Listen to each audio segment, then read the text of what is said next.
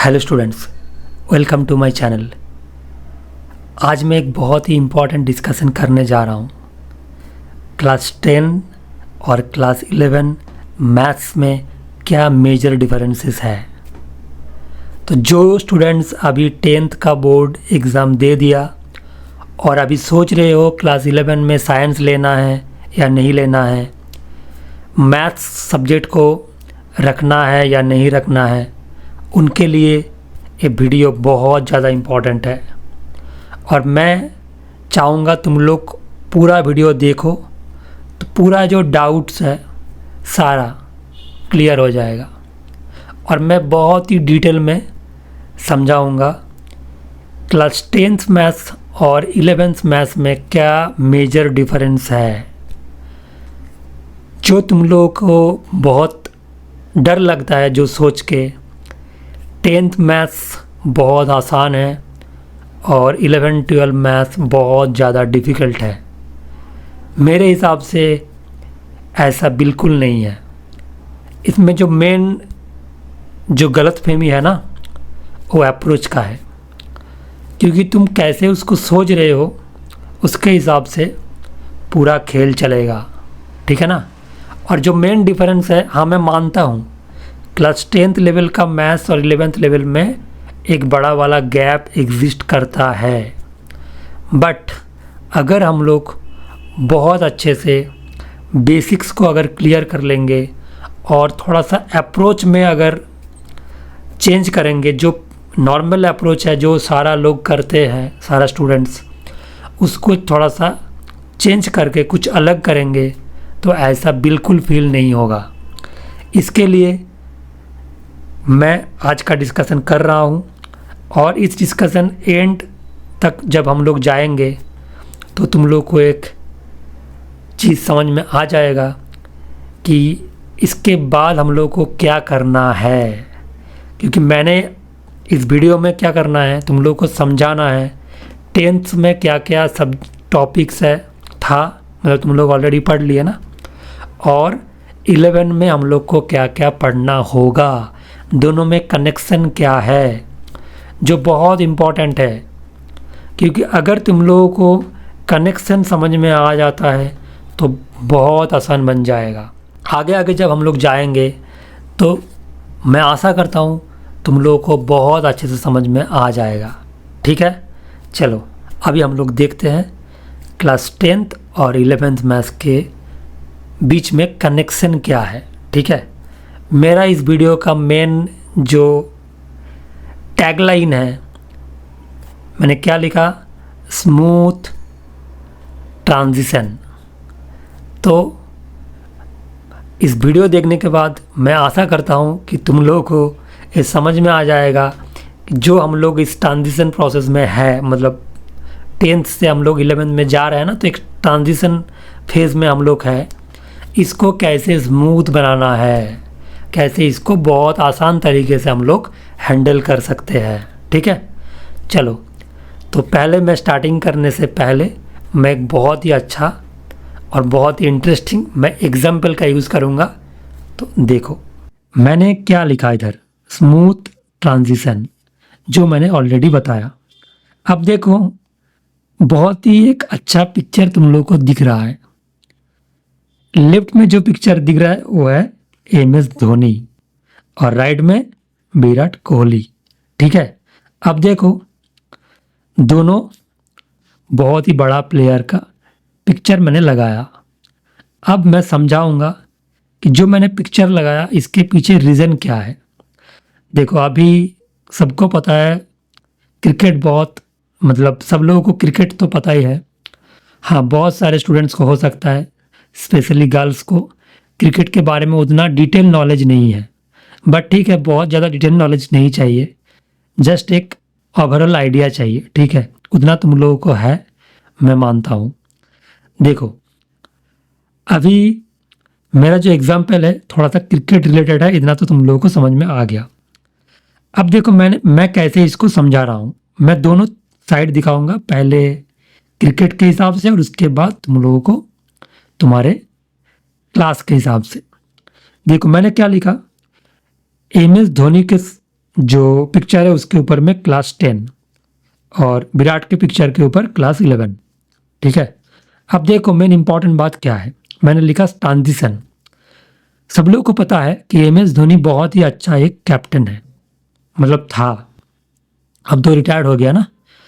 तो अभी देखो मैं इंडियन क्रिकेट का बात कर रहा हूँ, कोई IPL का बात मैं नहीं कर रहा हूँ। ठीक है, मैं इंडियन क्रिकेट टीम का बात कर रहा हूँ। तो धोनी जब कैप्टन था तो इंडिया बहुत ही अच्छा खेलता था, अभी भी खेलता है। ठीक है, बट तब बहुत ज़्यादा सक्सेसफुल था, सब लोगों को पता है। 2011 में वर्ल्ड कप में मतलब वर्ल्ड कप जीता था, तो बहुत ही एक अच्छा अचीवमेंट है और बहुत सारा ट्रॉफीज़ उन्होंने जीते हैं। ठीक है, तो इसमें किसी को कोई डाउट नहीं है। अब देखो जब उन्होंने कैप्टनसी छोड़ दिया तो कोई नया कैप्टन आया ना। कौन आया था नया कैप्टन?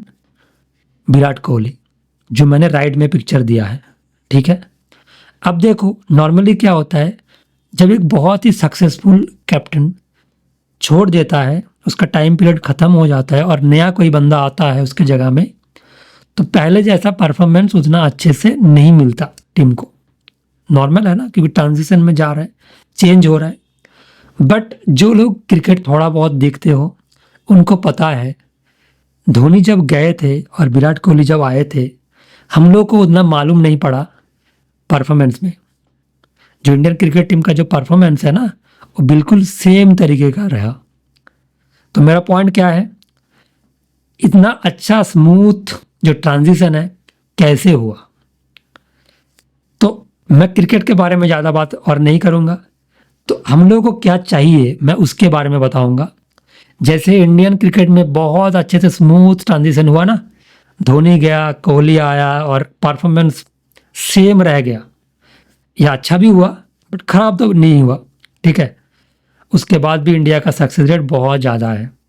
ठीक है, तो बेसिकली हम लोग भी चाहते हैं क्लास 10 से जब हम लोग क्लास 11 में आएंगे, मैथ्स में भी ऐसे स्मूथ ट्रांजिशन चाहिए। क्योंकि होता क्या है, नॉर्मली 10th में स्टूडेंट्स बहुत अच्छा रिजल्ट करते हैं, बट मतलब परसेंटाइल के हिसाब से मैथ्स में 95, 98, 100 भी मिलता है। और जब हम लोग देखते हैं कि क्लास 11-12 में आया स्टूडेंट, क्लास 11 का परफॉर्मेंस का तो बात ही मत करो। जो इधर दिख रहा है ना कि जो परफॉर्मेंस का जो मैंने समझाया ना example from Dhoni to Kohli, अब इसका ग्राफ क्लास 10 और 11 में बिल्कुल इसका आसपास भी नहीं है। 10 में ऐसा था और 11 में ऐसे हो गया। ठीक है, तो इसको नहीं चाहिए, मतलब ऐसा नहीं होना चाहिए। मेरा मेन ऑब्जेक्टिव पूरा वीडियो का यही है, तुम लोग को समझाना कि कैसे जो ऐसे जो होता है ना जंप, मतलब नीचे की तरफ, इसको कैसे रोकना है, कैसे इसको ठीक करना है। तो इसीलिए मेरा जो मेन टाइटल है स्मूथ ट्रांजिशन। ठीक है, अब देखो जो मेरा नेक्स्ट अभी समझ में आ गया।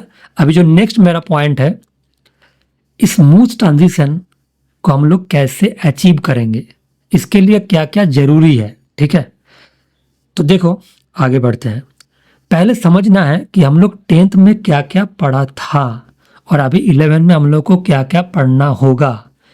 क्योंकि मैक्सिमम टाइम क्या होता है, स्टूडेंट्स को बहुत ज़्यादा डर लगता है, जो रियल सिचुएशन है उसको समझता नहीं है, बट उन लोगों को काफ़ी डर लगता है क्योंकि आसपास में बहुत जो र्यूमर्स है उसमें ज़्यादा ध्यान देते हैं। बट मेरे हिसाब से जो आसपास में बात हो रहा है उसके बारे में ज़्यादा मत सोचो। ठीक है, ऐसा बात होता ही रहेगा। जो तुम लोगों को करना है, तुम लोगों को समझना है कि मेरा लेवल कैसा है, मेरा 10th कैसे गया। मार्क्स इम्पॉर्टेंट उतना नहीं है, अंडरस्टैंडिंग बहुत ज़्यादा इम्पॉर्टेंट है। क्योंकि तुम जब हायर मैथमेटिक्स ले रहे हो ना, मतलब 11-12 मैथमेटिक्स, मतलब उसको हम लोग हायर मैथमेटिक्स मानते हैं, तो उसमें क्या है ना, जो रट्टा मारने वाला चीज़ होता है वो बहुत कम हो जाता है। तो मेन जो अंडरस्टैंडिंग है वो उसमें ज़्यादा ध्यान देना होगा। तो पहला तो यही है। अब देखो मैं चैप्टर वाइज डिटेल में समझा रहा हूँ कि दोनों के बीच का कनेक्शन कैसे है, क्लास 10 और क्लास 11। दोनों क्लास का मैथ्स में, ठीक है। अब देखो, तो देखो जो पहला मैंने टॉपिक लिखा नंबर सिस्टम, जो तुम्हारा पहला मॉड्यूल था क्लास 10 में। देखो लेफ्ट में मैंने रखा था ना MS धोनी को, तो एक क्लास 10th है। ऐसे मत सोचो धोनी का लेवल 10th और विराट कोहली का लेवल 11th, ऐसा कुछ भी नहीं है। जस्ट मैंने एक एग्जाम्पल दिया, उसके हिसाब से मैं बता रहा हूँ, ठीक है। इसके साथ बिल्कुल इसका कोई रिश्ता नहीं है 10 और 11 के साथ, ठीक है। अब देखो नंबर सिस्टम पहला तुम्हारा मॉड्यूल था। इसमें क्या था? इसमें था बेसिकली रियल नंबर। तो हम लोग क्या पढ़ते थे इसके अंदर में? जो रियल नंबर्स का बहुत सारा नंबर होता है। रियल नंबर के मतलब अंदर में भी बहुत सारा डिवीज़न है, जैसे नेचुरल नंबर और तुम्हारा rational number, irrational number, integer number, ऐसे बहुत सारा जो कुछ भी तुम लोग पढ़े हो, ठीक है। अब देखो इसका जो कंटिन्यूएशन है ना, तुम लोगों को क्या किया 10th में नंबर के बारे में पूरा समझा दिया कि क्या क्या नंबर हो सकता है। अभी हम लोग इस नंबर्स को यूज़ करेंगे डिफरेंट एरियाज में। तो इसका ही एक तुम मान सकते हो थोड़ा बहुत कंटिन्यूएशन है और थोड़ा सा एडवांस लेवल है, सेट्स एंड फंक्शंस वाला चैप्टर, ठीक है।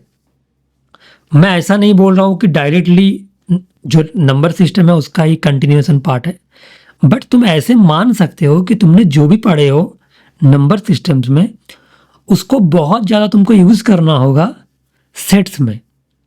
और फिर तुमको जब सेट्स तुमको समझ में आ जाएगा तब तुम पढ़ोगे रिलेशन, जो मैंने लिखा है ना रिलेशन। तो देखो तुमने क्लास 10 में क्या पढ़े थे? Number system.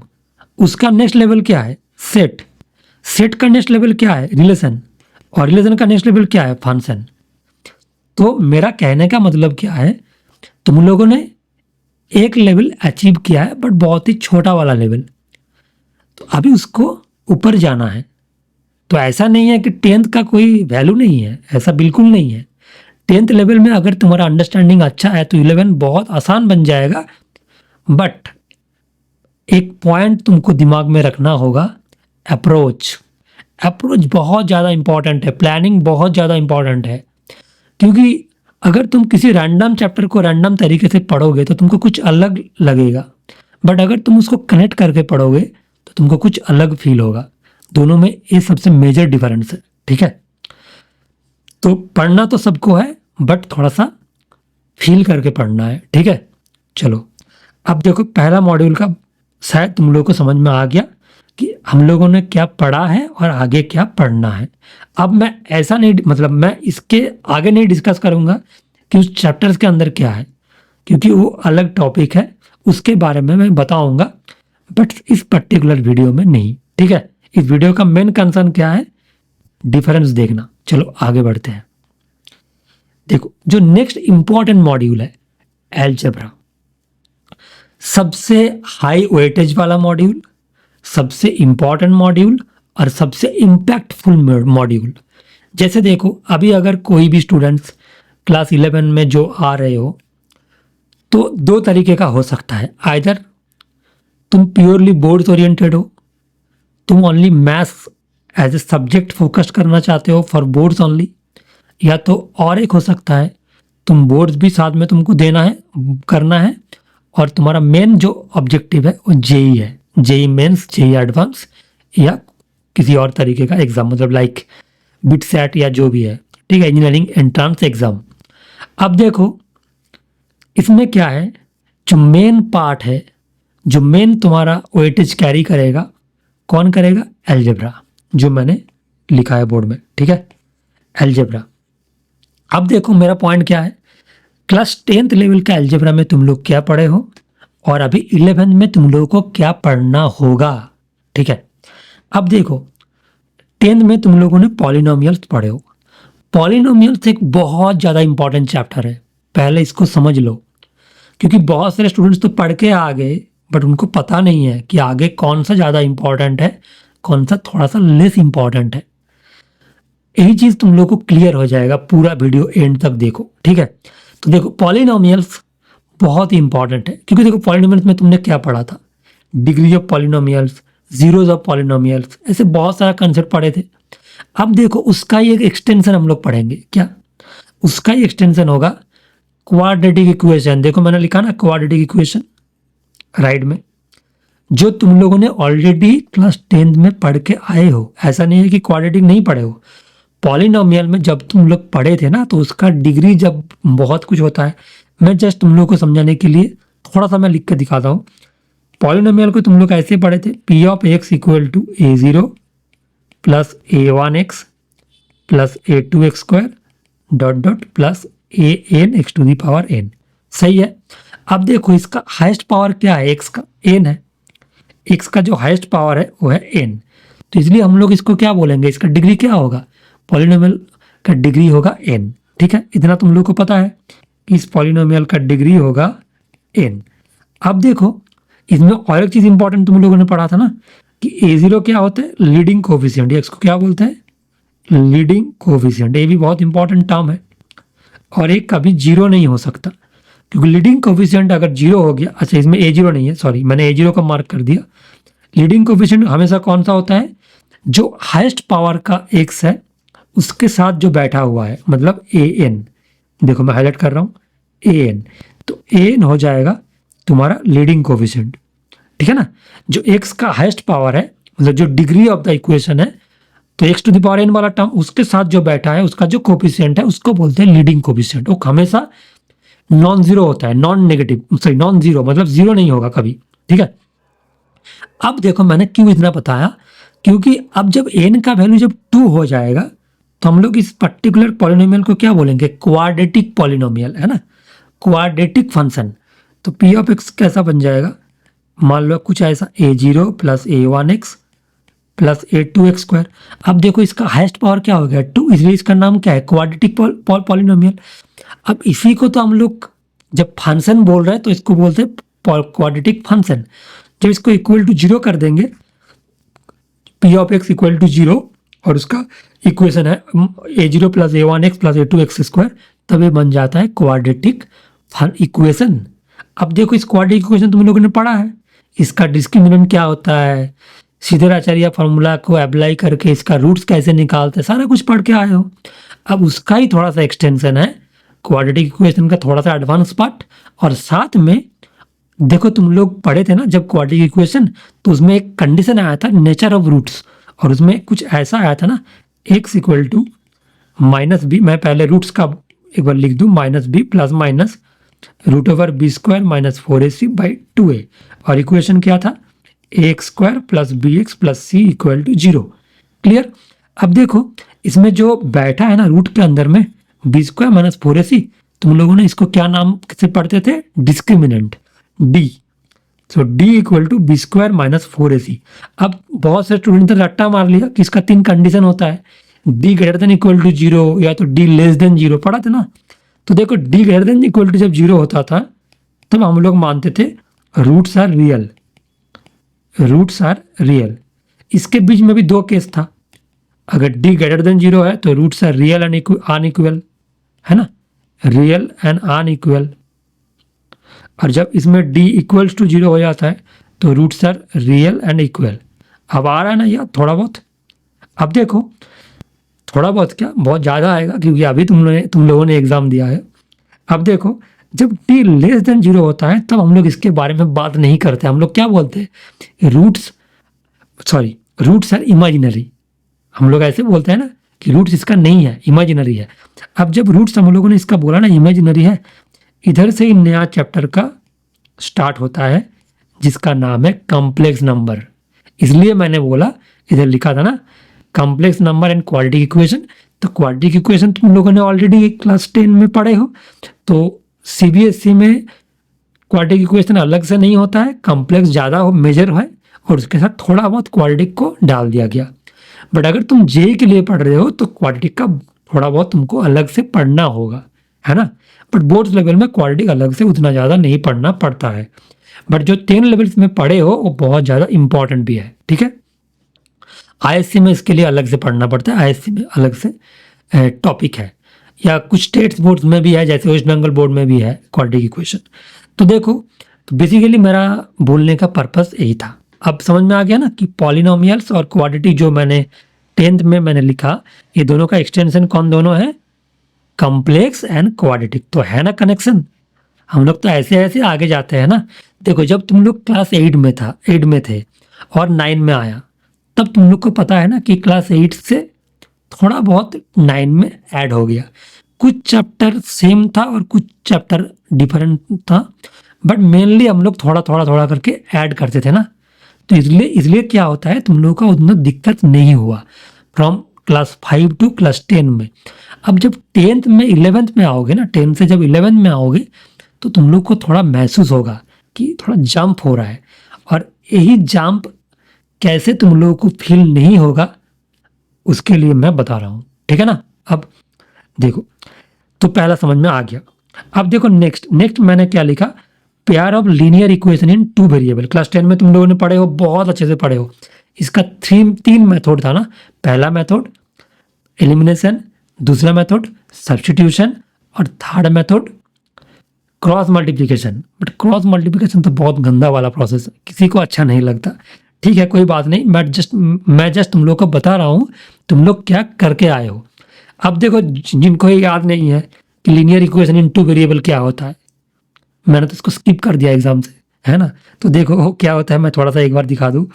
इसका इक्वेशन कुछ ऐसे होता है, 2x + 3y इक्वल टू मान लो 5 और x - y इक्वल टू मान लो 2। अब देखो 2 इक्वेशन दिया है, 2 वेरिएबल है ना, x एंड y, इसलिए इसको बोलते हैं 2 वेरिएबल। अब लीनियर नाम क्यों पड़ा है इसका, क्योंकि x का पावर में 1 है, y का पावर में 1 है, x का पावर में 1 है, y का पावर में 1 है। दोनों इक्वेशन में x का जो माथे में जो पावर लगा है ना, जो डिग्री लगा है, वो 1 है, इसलिए इसका नाम है लीनियर। और 2 वेरिएबल समझ में आ गया, x एंड y है। तो दोनों इक्वेशन को बोलते हैं लीनियर इक्वेशन इन 2 वेरिएबल। और इसको सॉल्व करने का जो मैंने प्रोसेस बता दिया, वो तुम लोगों को अच्छे से आना चाहिए, क्योंकि वो आगे काम में आएगा बहुत ज़्यादा। क्लियर हो रहा है ना क्या क्या चाहिए हम लोग। अब देखो, हम लोगों ने क्या किया था, लीनियर इक्वेशन 2 वेरिएबल में पढ़ लिया था, बट मैंने इक्वेशन बताया ना, अभी इसको थोड़ा सा अलग तरीके से पढ़ेंगे। अब इसका नाम बन जाएगा लीनियर इन इक्वेशन। बट देखो, लीनियर इन इक्वेशन का मतलब क्या होता है, इसमें इक्वेशन नहीं रहेगा, इसमें कुछ either greater than less than रहेगा। अब तुम पूछोगे कि ग्रेटर देन और लेस देन क्या होता है। देखो मैं एक एग्जांपल देता हूँ कि लीनियर इनइक्वालिटीज दिखने में कैसा होता है। देखो मान लो किसी जगह में ऐसा लिखा है x < 2, इसको बोलते हैं लीनियर इनइक्वालिटी, ठीक है ना। इसको एक देखो, अगर हम लोग x = 2 बोलते हैं तो इसको बोलते हैं लीनियर इक्वेशन इन 1 वेरिएबल, क्योंकि इसमें एक वेरिएबल है। अब अगर x < 2 लिख दिया, इसको लेस देन बोलते हैं, जो बीच में मैंने साइन दिया इसको लेस देन बोलते हैं, तो इसको हम लोग बोलेंगे लीनियर इनइक्वालिटी। अभी इसका बहुत सारा रूल्स रेगुलेशन और कैसे इसको सॉल्व करते हैं, बट हम लोग का अच्छा चीज़ यही है कि 1 वेरिएबल में है, लीनियर इनइक्वालिटीज पहले 1 वेरिएबल में है, ठीक है। तो ज़्यादा टेंशन लेने का जरूरत नहीं है, बहुत ही आसान चैप्टर है। बट मैं थोड़ा सा यही समझाना चाह रहा था कि हम लोग पहले इक्वेशन पढ़े थे, अभी हम लोग इनइक्वालिटी पढ़ेंगे, जिसमें इक्वल नहीं है दोनों साइड, किसी एक साइड दूसरे साइड से आइदर बड़ा है या छोटा है, ऐसा है, ठीक है। तो अभी कैसे करना है वो तो हम लोग डिटेल में चैप्टर जब पढ़ेंगे तब देख लेंगे, बट अभी के लिए इतना ही समझ लो। अब देखो third point, arithmetic progression. Arithmetic progression मतलब एपी, तुम लोगों ने बहुत अच्छे से पढ़ा, और मुझे लगता है कि मैक्सिमम स्टूडेंट्स को उतना डिफिकल्टी फील नहीं होता है एपी में। अब देखो इसका कंटिन्यूएशन चैप्टर क्या है, सीक्वेंस एंड सीरीज। बहुत आसान चैप्टर है सीक्वेंस एंड सीरीज। इसमें हम लोग को क्या है, देखो तुम लोगों ने ऑलरेडी एरिथमेटिक प्रोग्रेशन पढ़ के आए थे, इसके साथ और एक चैप्टर ऐड होगा जिसका नाम है जियोमेट्रिक प्रोग्रेशन। एरिथमेटिक प्रोग्रेशन जैसे कुछ पैटर्न था ना, कि पहला टर्म उसके साथ कुछ नंबर को ऐड कर तो दूसरा टर्म, उसके साथ सेम नंबर को ऐड कर तो थर्ड टर्म, उसको बीच वाला जो डिफरेंस है उसको बोलते हैं कॉमन डिफरेंस। सिमिलरली इसमें भी कुछ इस तरीके का पैटर्न है, बट इसमें क्या होता है, इसमें नंबर मल्टीप्लाइड होता है। मतलब कुछ ऐसे, मान लो कि मैं एक सीरीज बता रहा हूँ कि पहले मान लो नंबर है 2, फिर इसके साथ 3 मल्टीप्लाई कर दो तो 6, फिर इसके साथ 3 मल्टीप्लाई कर दो तो 18, फिर 54, ऐसा चलता रहेगा। तो इसको हम लोग बोलते हैं जीपी, जियोमेट्रिक प्रोग्रेशन। और इसमें क्या होता है, जैसे उधर कॉमन डिफरेंस था, इसमें सिमिलरली होता है कॉमन रेशियो। और कॉमन डिफरेंस हम लोग कैसे निकालते थे, second term minus first term. इसमें क्या होगा, कॉमन रेशियो क्या होगा, CR, second term by first term या third term by second term, so 3। मैं डिटेल में नहीं बता रहा हूँ, जस्ट तुम लोगों को आइडिया दे रहा हूँ। कि डरने का बात नहीं है, सेम तरीके से हम लोग जाएंगे, ठीक है ना। तो एक्सटेंशन है, तो समझ में आ गया। अब देखो नेक्स्ट जो 2 चैप्टर तुम लोगों को दिख रहा है ना, बाइनोमियल थ्योरम और परम्यूटेशन कॉम्बिनेशन, बेसिकली दोनों चैप्टर का बेसिक्स क्लास 10 में नहीं था, मतलब एक्सटेंशन तो नहीं है डायरेक्टली, बट तुम लोग को लगेगा कि अगर तुम लोगों ने पहला वाला 3 चैप्टर कर लिया तो तुम लोग को उतना डिफिकल्ट फील नहीं होगा, क्योंकि जब तुम लोग पहला 3 चैप्टर पढ़ लेंगे ना तो एक लेवल तुम्हारा बन जाएगा, एक बस बेस बन जाएगा, तो इसलिए उतना डिफिकल्ट नहीं होता है। बट मैं बाइनोमियल का थोड़ा बहुत बता सकता हूँ कि इसमें तुम लोग का कैसा फंडामेंटल चाहिए। जैसे देखो तुम लोग जब पढ़ते थे ना ए प्लस बी का होल स्क्वायर वाला फॉर्मूला पढ़े थे, a square plus 2ab plus b square. अब तुम लोग ए प्लस बी का होल क्यूब वाला फॉर्मूला पढ़े थे, a cube plus b cube plus 3a square b plus 3ab square. इसका माइनस भी पढ़े थे, बट मैं उसके बारे में बात नहीं कर रहा हूँ, खाली मैं प्लस के बारे में बात कर रहा हूँ। अभी तो बहुत से स्टूडेंट को दिमाग में ये भी तो आ रहा था ना, 3 के बाद क्या होगा, अगर 4 लगा दिया, अगर इसके पावर में 10 लगा दिया तो इसका आंसर क्या आएगा। तो हम लोग के पास कोई आंसर नहीं था। अब बाइनोमियल चैप्टर पढ़ने के बाद तुम लोग के पास ये आंसर रहेगा, क्योंकि बाइनोमियल चैप्टर ही यही है, जो पहले एक फॉर्मूला आएगा बड़ा वाला, जिसमें हम लोग इसके पावर में ऐसे करते हैं, a plus b whole to the power n मतलब कुछ भी नंबर हो सकता है, पॉजिटिव इंटीजर 1 2 3 4 5 6 कुछ भी। और जो फार्मूला हम लोग पढ़ेंगे, एक बड़ा वाला फार्मूला होता है, उस फार्मूला अगर हम लोग समझ लेंगे, लर्न कर लेंगे, उसके बाद हम लोग को बिल्कुल डिफिकल्ट नहीं लगेगा। तो मेन फंडामेंटल यही है, ठीक है ना। तो तुम लोग इसको भी मान ही सकते हो ना कि हम लोग आइडेंटिटी फार्मूला पढ़ते हैं ना क्लास 10 में अलजेब्रा में, तो उसका एक्सटेंशन है। उस फार्मूला आया कैसे, उसका तो कोई बाप होगा ना, उसका तो कोई होगा जो सारा फार्मूला को एक साथ में डिराइव कर सकता है एक फार्मूला के हिसाब से, वही फार्मूला देता है बाइनोमियल थ्योरम, ठीक है। तो बेसिकली ये भी एक्सटेंशन ही हुआ। अब जो परम्यूटेशन कॉम्बिनेशन वाला चैप्टर है, इसमें तुम लोगों का कोई बेस नहीं है, ये बिल्कुल मानता हूं मैं। इसमें तुम लोगों का 10th लेवल में कुछ भी बेस तुम लोगों को नहीं मिला, ये बिल्कुल एक फ्रेश कंसेप्ट है। तो इसके बारे में मैं अभी कुछ नहीं बताऊंगा, क्योंकि अभी तुम लोग जस्ट एग्जाम दे के आए हो। अब तुम लोग थोड़ा सा रिलैक्स रहो, क्योंकि जो चैप्टर तुम लोगों का साथ मिलता जुलता है 10th के साथ, तुम लोगों को उसमें कंसंट्रेट करना है, और जो थोड़ा बहुत नया है उसमें उसके बाद जाना है, ठीक है। तो मेरे हिसाब से डिफिकल्ट नहीं है, फ्रेश कंसेप्ट है, कंसंट्रेशन लगेगा। और पहले तुम जो उससे पहले वाला जो चैप्टर मैंने बताया उसको अगर तुमने अच्छे से पढ़ लिया तो इसमें भी कोई दिक्कत नहीं होगा, ठीक है। चलो नेक्स्ट आगे बढ़ते हैं। तो मैंने देखो अभी तक मैंने तुम लोग को 2 मॉड्यूल पढ़ा है ना, मतलब डिस्कस किया। अब मैं 3rd मॉड्यूल में आ रहा हूँ, ट्रिगोनोमेट्री। इसके बारे में तुम लोगों ने बहुत कुछ सुने हो, बहुत सारे ने तुम लोगों को बहुत डराया। 10th में तुम ट्रिगोनोमेट्री क्या कर रहे हो, 11th में जाके दिखेगा तुम लोगों को बाप कैसा होता है। ये तो ट्रिगोनोमेट्री का बच्चा है ना जो 10th में तुम पढ़ रहे हो, 11th में जाओगे तो पूरा सर घूम जाएगा। ऐसे बहुत सारे तुम लोगों ने सुने हो। देखो मैं इस जो डिस्कशन है इसको मैं ऐसा नहीं बोलूँगा कि ये बिल्कुल गलत है। इसमें 2 पॉइंट है, लोगों को ट्रिगोनोमेट्री क्यों डिफिकल्ट लगता है, इसके पीछे जो रीज़न है यही इस पर्टिकुलर मतलब जो र्यूमर है इसका आंसर है। देखो ट्रिगोनोमेट्री में क्या होता है ना, ट्रिगोनोमेट्री जब तुम 10th लेवल में भी किए हो उसमें भी बहुत सारा स्टूडेंट्स, बहुत सारा मतलब क्वेश्चंस अच्छा होता है। अच्छा होता है का मतलब क्या है, बहुत सारे स्टूडेंट बहुत सारा क्वेश्चन में तुम लोग को बहुत मतलब ट्रिक लगाना पड़ता है ना, और कभी कभी ट्रिक तुम लोग को क्विकली आता नहीं है, तो तुम लोग को सॉल्व करने में बहुत ज़्यादा टाइम लग जाता है। अब देखो 11 में ट्रिग्नोमेट्री थोड़ा सा लेवल हाई है। हाई का मतलब क्या होता है, क्लास 10 में तुम लोगों के पास 3 फार्मूला था, और जिसका नाम है ट्रिग्नोमेट्रिक आइडेंटिटीज। क्या क्या था, sine square theta plus cos square theta equals to 1, sec square theta minus tan square theta equals to 1, और cosec square theta minus cot square theta equal to 1। तो तुम लोग के पास 3 फार्मूला था, और कुछ मतलब वैल्यूज तुम लोग को याद करना था, जो मैंने लिखा ना, values of the trigonometric ratios, sine cos tan cot sec cosec सारा का 0 डिग्री 30 डिग्री 45 60 और 90 याद करना था, और उसको अप्लाई करना था। अब देखो, और कॉम्प्लीमेंट्री एंगल का कंसेप्ट था। अब जब तुम क्लास 11 में आओगे ना, तो और भी बहुत सारा कंसेप्ट ऐड होगा, और भी बहुत सारा फार्मूलाज ऐड होगा। अब ये बहुत ही मतलब सिंपल बात है ना, जब तुम्हारे पास बहुत ज़्यादा फार्मूला आ जाएगा तो कोई भी एक क्वेश्चन जब तुम सॉल्व करोगे तो तुम लोग को सारा फार्मूला को समझ मतलब याद भी रखना है और तुमको समझना भी है कौन सा फार्मूला भी लगेगा।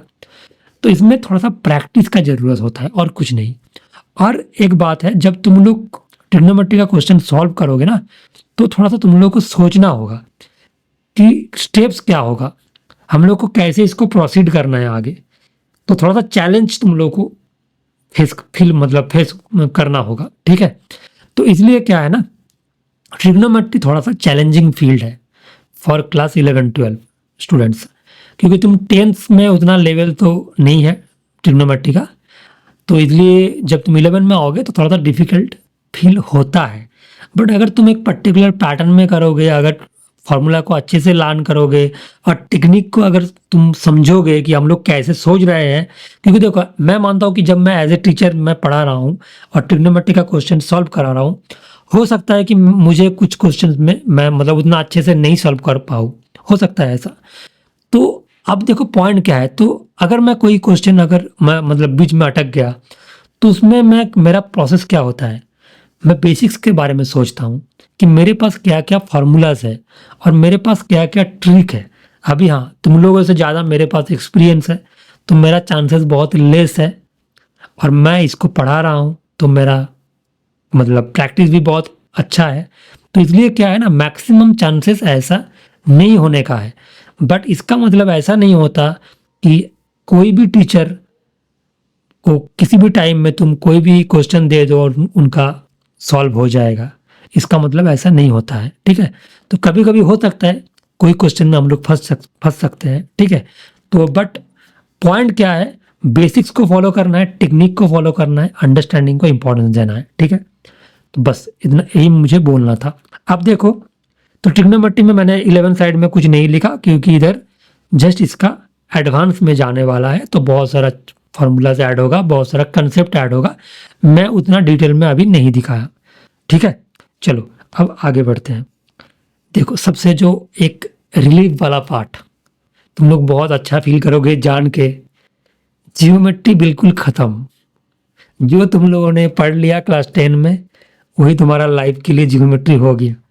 आगे तुम जिधर भी जाओगे मैथ में जियोमेट्री कभी नहीं आएगा। बट इसमें एक बात मैं बोलना चाहता हूँ, मैंने अभी तक जो बताया जियोमेट्री के बारे में, क्लास 11 में जियोमेट्री बिल्कुल ज़रूरत नहीं है। अगर तुम खाली बोर्ड्स के लिए प्रिपरेशन कर रहे हो तो तुम लोग को खुश होने का कारण है कि तुम लोग को जियोमेट्री बिल्कुल नहीं चाहिए, मतलब जीरो तो भी चलेगा। बट अगर तुम लोग जेई के लिए प्रिपरेशन ले रहे हो तो जीरो अगर करोगे, मतलब मानोगे कि मुझे बिल्कुल नहीं चाहिए, तो नहीं होगा। जियोमेट्री एक ऐसा पार्ट है जिसका अंडरस्टैंडिंग हम लोग को काम में आ जाएगा इनडायरेक्टली, नॉट डायरेक्टली। जेई का क्वेश्चंस में, सारा क्वेश्चंस में नहीं, कुछ कुछ क्वेश्चंस में। तो इसलिए जियोमेट्री अगर तुम जेई के लिए प्रिपरेशन ले रहे हो तो थोड़ा बहुत आइडिया चाहिए। मैं ऐसा नहीं बोलूँगा कि बहुत मास्टर होना चाहिए जियोमेट्री का, ऐसा कुछ नहीं है। जितना तुम लोगों को बेसिक्स था, कुछ थ्योरम वगैरह, सिमिलर ट्रायंगल क्या होता है, बहुत डिटेल में कुछ नहीं चाहिए। राइट एंगल ट्रायंगल तो आना चाहिए भाई। राइट एंगल ट्रायंगल का एक साइड मतलब एक एंगल 90 डिग्री होता है, पाइथागोरस थ्योरम क्या होता है, इतना तो आना चाहिए। बस इतना ही रिक्वायरमेंट है, बहुत ज़्यादा रिक्वायरमेंट नहीं है। और अगर कुछ रिक्वायरमेंट होता भी है और जब तुम पढ़ोगे तो उसके साथ साथ अगर उसको भी थोड़ा सा पढ़ लिया, अगर तुम क्लास 10 में पढ़े हो तो बहुत आसानी से याद आ जाएगा। तो टेंशन लेने का बिल्कुल ज़रूरत नहीं है, तुम ऐसा मान ही लो जियोमेट्री ख़त्म, ठीक है। तो जियोमेट्री के लिए zero tension for both students and for JEE students also, ठीक है। चलो आगे बढ़ते। Next, mensuration. ये तो बहुत तकलीफ दिया है तुम लोगों को।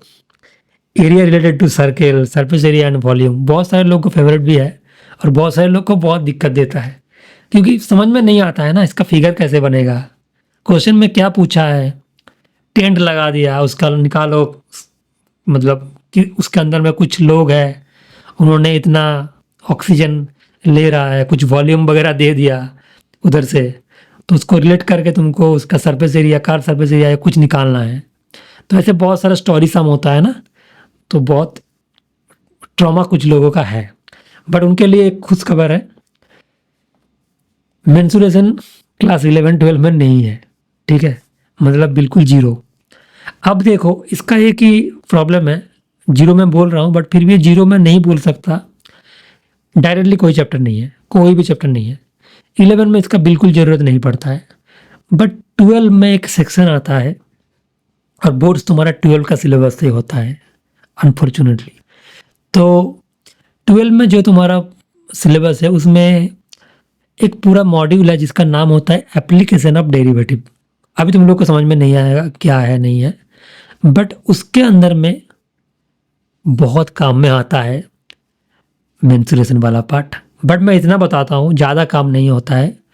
हम लोग को क्या चाहिए होता है, सिलेंडर का वॉल्यूम क्या होता है, उसका सरफेस एरिया क्या होता है, उसका कार्व सरफेस एरिया क्या होता है, बेस सरफेस एरिया क्या होता है, और तुम्हारा वॉल्यूम ऑफ कोन क्या होता है, स्फीयर का वॉल्यूम क्या होता है, सरफेस एरिया क्या होता है। ऐसे बहुत सारा सिंपल, मतलब सिंपल फार्मूलाज हम लोग को याद रखना होता है, ठीक है, और कुछ नहीं। बट प्रॉब्लम क्या होता है ना कि हम लोग 11 में तो इसका बिल्कुल डिस्कशन नहीं करते, कुछ चैप्टर में नहीं चाहिए, तो स्टूडेंट्स भूल जाते हैं। तो इसलिए फिर 12 में जब हम लोग पढ़ते हैं थोड़ा सा दिक्कत होता है, बट जिनको क्लास 10 में थोड़ा बहुत आइडिया है, ज़्यादा डिफिकल्ट नहीं होता, एक पेज में अगर हम लोग लिख लेंगे तो सारा कुछ याद आ जाता है। इसलिए डरने का कुछ बात नहीं है, ठीक है, जस्ट मैं ऐसे ही बोल रहा था। चलो आगे देखते हैं। अब देखो जो नेक्स्ट मॉड्यूल है statistics and probability. Statistics and probability, इसमें बहुत कुछ डिफरेंस नहीं है फ्रॉम 10 एंड 11। स्टैटिस्टिक्स तुम लोगों ने ऑलरेडी किया है, मीन मीडियन थोड़ा बहुत तो किए हो, उसका ही थोड़ा सा एक्सटेंशन है, ज़्यादा कुछ दिमाग लगाने वाला चीज़ नहीं है इसमें स्टैटिस्टिक्स में। और प्रोबेबिलिटी में क्या है, क्लास 11th लेवल तो बहुत आसान है, 12 में इसका लेवल थोड़ा सा बढ़ेगा। मतलब 10th को अगर मैं 10 में, मतलब अगर मैं 10th स्केल में रेटिंग करूँगा तो 10th का जो आउट ऑफ 10th का जो प्रोबेबिलिटी है उसको अगर मैं 3 दूंगा, इसका जो डिफ़िकल्टी लेवल है ना, जो इसका लेवल है 3 अगर मैं मानूंगा, तो मैं मानता हूँ कि क्लास 11 में इसका लेवल 5 होगा, तो 2 बढ़ेगा ना, तो तुम समझ लो। बट जब तुम क्लास 12 में जाओगे तो इसको मैं 8 मानता हूँ आउट ऑफ 10, ठीक है। तो देखो ऐसे डिफ़िकल्टी लेवल इसका इंक्रीज़ करेगा। तो अगर तुम 10 से 12 में देखोगे तो तुमको ज़्यादा फील होगा ना कि 5 बढ़ गया, 3 to 8। बट अभी तो हम लोग को पहले क्लास 11 में जाना है, तो इतना टेंशन लेने का क्या ज़रूरत है। तो 3 to 5 ही होगा, मतलब 2 स्केल खाली ऊपर जाएगा, ज़्यादा इंटेंसिटी नहीं होगा, ठीक है। तो बस मतलब स्टैटिस्टिक्स एंड प्रोबेबिलिटी वाला पूरा मॉड्यूल तुम लोग को मतलब उतना डिफिकल्ट फील नहीं होगा, ठीक है। अब देखो नेक्स्ट जो मॉड्यूल है कोऑर्डिनेट ज्योमेट्री। कोऑर्डिनेट ज्योमेट्री में बहुत काफ़ी, मतलब तुम लोग को बहुत डिफरेंस फील होगा, ठीक है। अब देखो इसमें तुम लोगों ने क्या पढ़ा है, डिस्टेंस फार्मूला पढ़ा है, दोनों पॉइंट के बीच में डिस्टेंस, एक डिस्टेंस वाला फार्मूला पढ़े हो, और सेक्शन फार्मूला पढ़े हो, मतलब 2 पॉइंट दे दिया और इन्होंने एक लाइन को ज्वाइन किया, और एक तीसरा पॉइंट है जिन्होंने इसको m/n रेशियो में डिवाइड किया, ऐसे पढ़े हो ना। इसका कोऑर्डिनेट दिया रहेगा, ए पॉइंट का कोऑर्डिनेट मान लो x1, y1, और बी पॉइंट का कोऑर्डिनेट x2, y2। अब तुमको जो बीच वाला पॉइंट P है, बीच मतलब किसी बीच की जगह में, और ये इंटरनली सेक्शन किया है क्योंकि इसके बीच में पॉइंट है ना, इसको बोलते हैं इंटरनली सेक्शन। तो इसका फॉर्मूला तुम लोगों ने पढ़ा, mx2 plus nx1 by m plus n, my2 plus ny1 by m plus n। अब देखो इसमें हम लोग को बहुत कुछ पढ़ना पड़ेगा क्लास 11 में, बट अगर तुम लोगों ने कोऑर्डिनेट ज्योमेट्री का बेसिक समझ में आ गया तो मैं तुम लोग को 100% बोलता हूँ 11th में सिलेबस ज़्यादा है बट डिफ़िकल्ट बिल्कुल नहीं है, अंडरस्टैंडिंग के ऊपर है। तो किसमें हम लोग को क्या पढ़ना होगा, पहले स्ट्रेट लाइन, मतलब एक लाइन, इस लाइन के बारे में हम लोग को सब कुछ जानना है, इसका आधार कार्ड बनाना है। जैसे हम लोग का आधार कार्ड है ना, उसमें सब कुछ लिखा रहता है, date of birth, place of birth, सारा कुछ डिटेल्स लिखा रहता है ना। सिमिलरली हम लोग लाइन का सारा डिटेल्स निकालेंगे। लाइन, अगर एक लाइन है तो उसका इक्वेशन क्या होता है, इक्वेशन मतलब उसका आइडेंटिफिकेशन, बहुत सारा पैरामीटर्स है, मैं अभी उसके बारे में नहीं बताऊंगा, ठीक है, ज़्यादा हो जाएगा। तो बेसिकली उसका आधार कार्ड बनाना है, ठीक है। अब देखो नेक्स्ट क्या है, कॉनिक सेक्शन। कॉनिक सेक्शन क्या होता है, एक कोन को हम लोग काट करके बहुत सारा सेक्शन हम लोग को मिलता है, मतलब एक कोन को अगर हम लोग काट करेंगे, कुछ पर्टिकुलर क्राइटेरिया है, उसके हिसाब से हम लोग को बहुत सारा जियोमेट्री मिलता है। और उस तीनों मतलब जो 4 जियोमेट्री मिलता है, उस 4 जियोमेट्री हम लोग को पढ़ना होगा, circles, ellipse, parabola, hyperbola. Geometry में बोल रहा हूँ, इसका मतलब वो जियोमेट्री के साथ कनेक्ट मत करना, क्लास 10th लेवल का जो जियोमेट्री है उसके जैसा नहीं है। इसमें जो शेप बन रहा है ना, उसको मैं जियोमेट्री बोल रहा हूँ। तो 4 शेप बनेगा, सर्कल, इलिप्स, पैराबोला, हाइपरबोला। तो इस चारों का भी आधार कार्ड बनाना है, ठीक है। मतलब सर्कल तो गोल होता है ना, सबको पता है, बट इसका कुछ इक्वेशन होता है और कुछ पैरामीटर्स है, सारा कुछ हम लोग निकालेंगे। तो यही हम लोग का काम है उधर, ठीक है ना, चारों का आधार कार्ड निकालना, ठीक है। अब नेक्स्ट है क्या, 3 डायमेंशनल जियोमेट्री। देखो अभी हम लोग जो भी बात कर रहे थे ना, 2 डायमेंशनल प्लेन में बात कर रहे थे, एक्स और वाई में, मतलब अप टू हाइपरबोला। क्लास 10 में भी तो पढ़े थे 2D, और अप टू हाइपरबोला क्लास 11 में भी हम लोग पढ़ेंगे 2D। Straight line, conic section, circle, ellipse, parabola, hyperbola, सारा कुछ।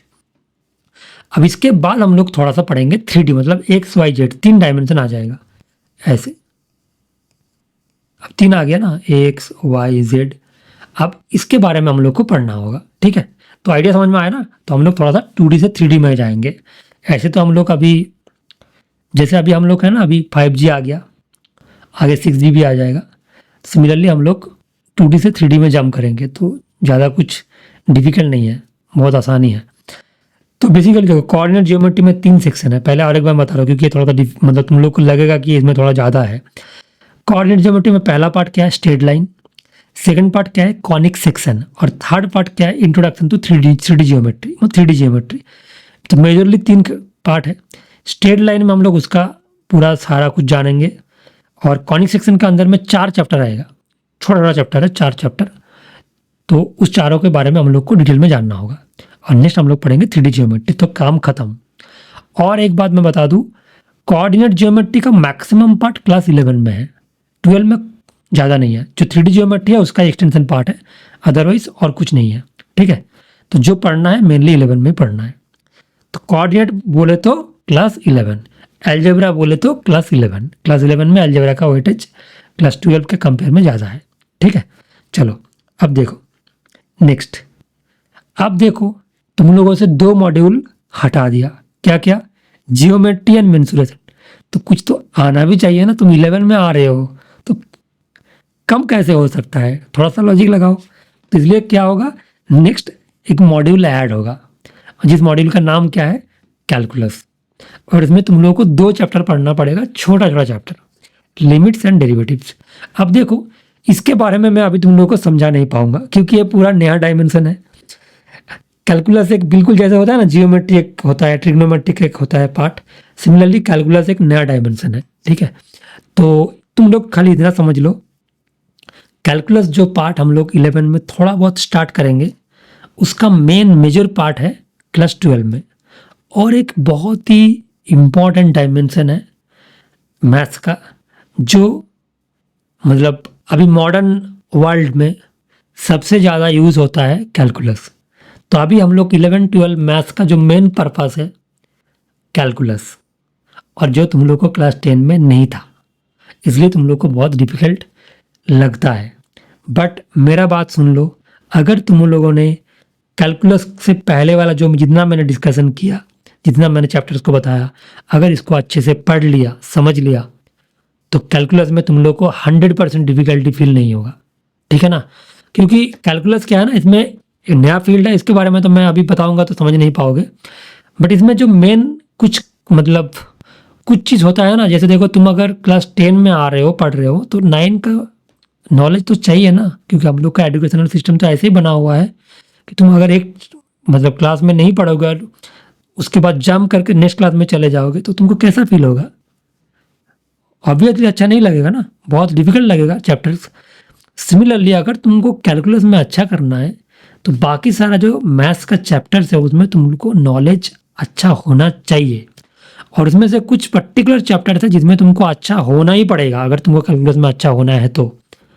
नंबर 1 ट्रिग्नोमेट्री, इसमें तुम लोग को अच्छा होना होगा। कैलकुलस में भर भर के इसका यूज़ होगा। क्लास 12 में एक अच्छा बात है कि कोई ट्रिग्नोमेट्री का चैप्टर नहीं है। छोटा वाला चैप्टर है इन्वर्स ट्रिग्नोमेट्री, बट उसको हम लोग ट्रिग्नोमेट्री नहीं मानते, बट फिर भी छोटा वाला चैप्टर है। अगर मैं ट्रिग्नोमेट्री को मैं 100% मानता हूँ तो उसका 90% सिलेबस है क्लास 11 में और 10% सिलेबस है क्लास 12 में। तुमको समझ में आ गया ना जो मैं बोलना चाह रहा था?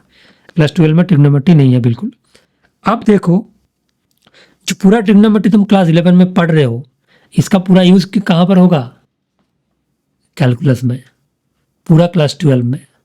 तो इसलिए ना बहुत सारे स्टूडेंट क्लास 11 में तो क्या करते हैं, उड़ते हैं, मतलब नहीं पढ़ते अच्छे से। उनको लगता है 11 में बोर्ड्स नहीं है तो ख़त्म करो पढ़ाई, 10 में हो गया, बहुत बहुत पढ़ के बोर्ड्स दिया, बहुत मेहनत किया, अब एक साल चलो चिल करते हैं, फिर 12 में दिखा जाएगा। ठीक है ना?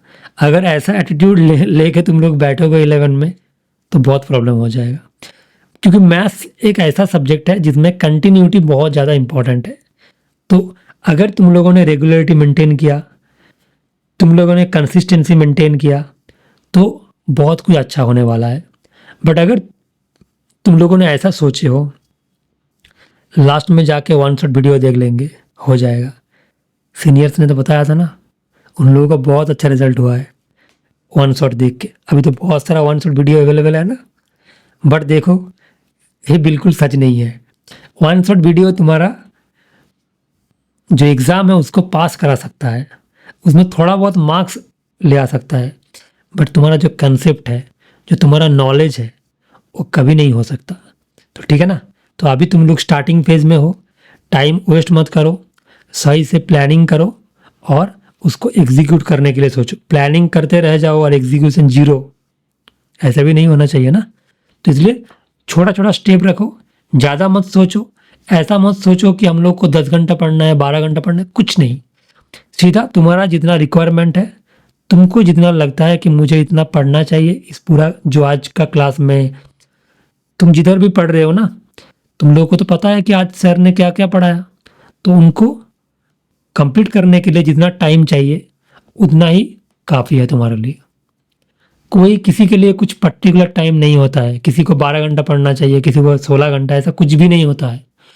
जो तुम्हारे लिए सही है वही पढ़ना चाहिए, ठीक है? बट तुमको समझना होगा कि तुम्हारा रिक्वायरमेंट क्या है। चलो आगे देखते हैं।